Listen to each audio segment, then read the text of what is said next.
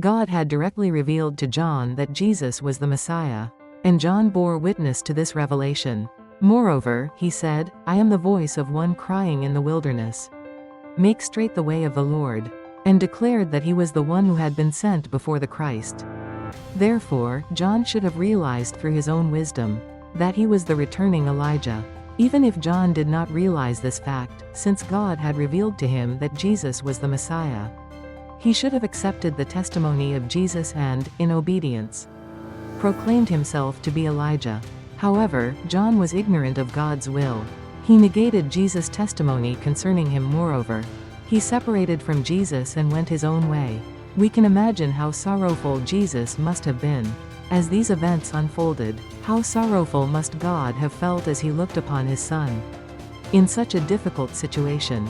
In truth, John the Baptist's mission as a witness ended when he baptized Jesus and testified to him. What should his mission have been after that point?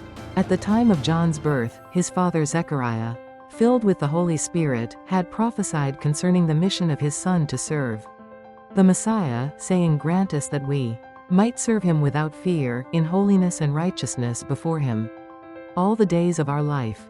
In this light, after John the Baptist bore witness to Jesus, he more than anyone should have served Jesus with ardent devotion as a disciple for the rest of his life.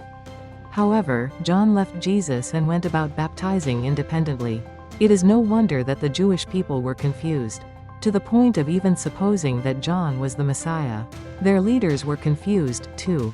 What is more, in one incident, a Jew who followed Jesus and the disciples of John the Baptist quarreled with each other over whose teacher was giving more baptisms. We can also discern from John's statement, "He must increase, but I must decrease," that in his heart, John did not regard himself as sharing the same destiny as Jesus. If John the Baptist and Jesus were walking side by side and sharing the same destiny, how then could John ever decrease as Jesus was increasing? Indeed, John the Baptist should have been Jesus' foremost apostle, zealously proclaiming the gospel of Jesus. Yet, due to his blindness, he did not fulfill his mission. His precious life, which was meant to be offered for Jesus' sake, was eventually lost over a relatively insignificant affair. When the mind of John the Baptist was focused on God,